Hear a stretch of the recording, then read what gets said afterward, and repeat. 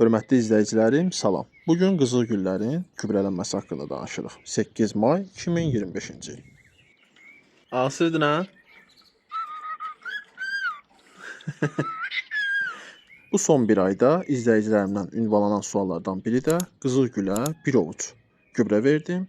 Qızıl gülün yarpaqlarında yanma baş verdi. Bu haqqda danışırıq.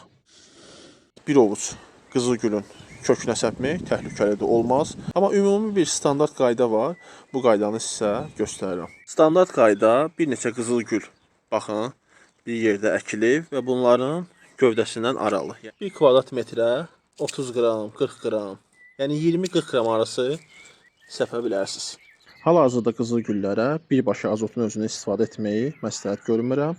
Məsələn, amonim nitrat, amonim sulfat, karbamid və s. bu kimi birbaşa təsir edən azot gübrələrinin istifadəsi hal-hazırda məsləhət deyil.